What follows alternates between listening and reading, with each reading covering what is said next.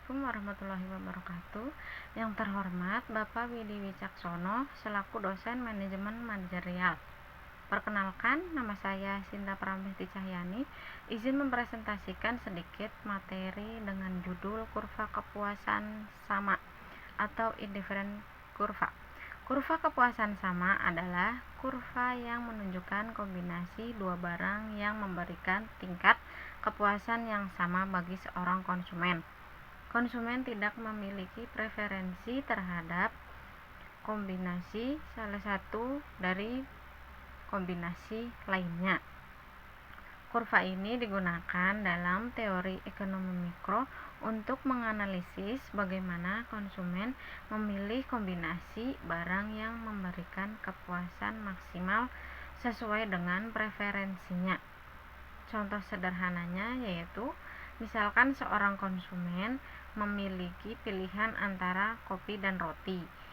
Mungkin ia merasa sama puasnya ketika memiliki 1 cangkir kopi ditambah 3 potong roti. Yang kedua, 2 cangkir kopi ditambah 2 potong roti. Yang ketiga, 3 cangkir kopi ditambah 1 potong roti. Kombinasi tersebut membentuk kurva kepuasan sama karena memberikan kepuasan yang setara bagi konsumen. Yang kedua, asumsi dalam kurva kepuasan sama.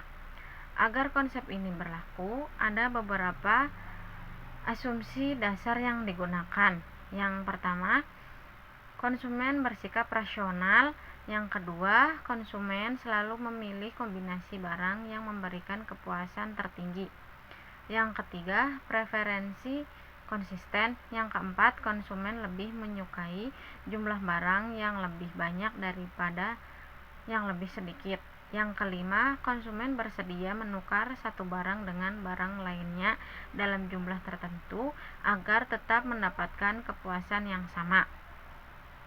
Yang ketiga yaitu karakteristik kurva kepuasan sama. Yang pertama, menurun dari kiri atas ke kanan bawah. Yang kedua, jika jumlah barang meningkat, jumlah barang lainnya harus dikurangi agar kepuasannya setara dan tetap sama. Yang ketiga, tidak saling berpotongan. Jika kedua buah kurva berpotongan, maka terjadi kontradiktasi dalam tingkat kepuasan konsumen. Yang keempat, cembung terhadap titik asal, menunjukkan bahwa konsumen lebih menyukai keseimbangan antara dua barang daripada memiliki satu barang dalam jumlah besar dan yang lainnya sangat sedikit. Yang kelima, kurva yang lebih jauh dari titik asal menunjukkan kepuasan lebih tinggi. Artinya, semakin ke kanan dan atas suatu kurva, semakin tinggi tingkat kepuasan konsumen. Yang keempat, marginal rate of substitusi adalah rasio antara jumlah barang yang dikorbankan dengan jumlah barang yang diperoleh untuk tetap berada pada tingkat kepuasan yang sama. Yang kelima, garis anggaran dan titik keseimbangan konsumen. Garis anggaran adalah batas yang menunjukkan kombinasi dua barang yang dapat dibeli oleh konsumen dengan anggaran tertentu. Titik keseimbangan konsumen adalah di mana keseimbangan diterima ketika kurva kepuasan sama bersinggungan dengan garis anggaran. Pada titik ini, konsumen mendapatkan kepuasan maksimal dengan anggaran yang dimilikinya. Yang keenam, efek pendapatan dan efek harga. Efek pendapatan yaitu menggambarkan bagaimana perubahan pendapatan menganggarkan memenuhi jumlah barang yang dikonsumsi. Jika pendapatan meningkat, konsumen dapat membeli lebih banyak barang, sehingga kurva kepuasan sama bergeser ke kanan.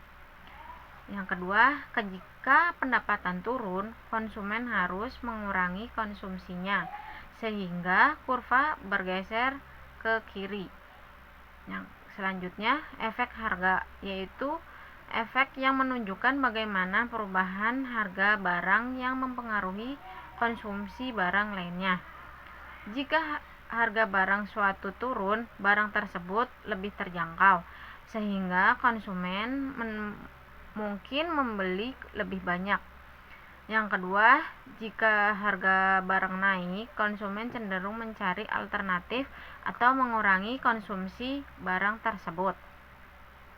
Efek harga barang tersebut terbagi menjadi efek substitusi dan efek pendapatan.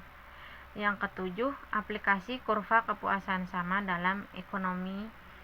Kurva kepuasan sama memiliki berbagai aplikasi dalam ekonomi mikro. Di antaranya yang pertama, analisis pilihan konsumen. Yang kedua, memahami bagaimana konsumen membagi anggaran untuk mencapai kepuasan maksimal. Yang ketiga, perencanaan produksi. Yang keempat, membantu produsen dalam menentukan kombinasi barang yang diinginkan oleh konsumen.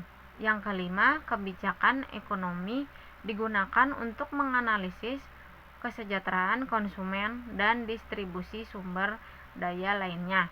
Yang keenam, teori harga dan pasar membantu dalam memahami bagaimana harga dan preferensi mempengaruhi konsumsi. Dan yang terakhir, kesimpulan. Kurva kepuasan sama atau indifference kurva adalah konsep penting dalam ekonomi mikro yang menggambarkan pilihan konsumen antara dua barang yang memberikan tingkat kepuasan yang sama bagi konsumennya. Konsep ini digunakan untuk menganalisis bagaimana perilaku konsumsi, perencanaan anggaran, dan kebijakan ekonomi mikro. Dengan memahami karakteristik tersebut, maka kita menyeimbangkan keseimbangan konsumen. Kita dapat lebih memahami bagaimana keputusan konsumsi dibuat dalam kehidupan sehari-hari. Cukup sekian presentasi dari saya. Mohon maaf apabila ada tutur kata yang kurang baik. Terima kasih. Wassalamualaikum warahmatullahi wabarakatuh.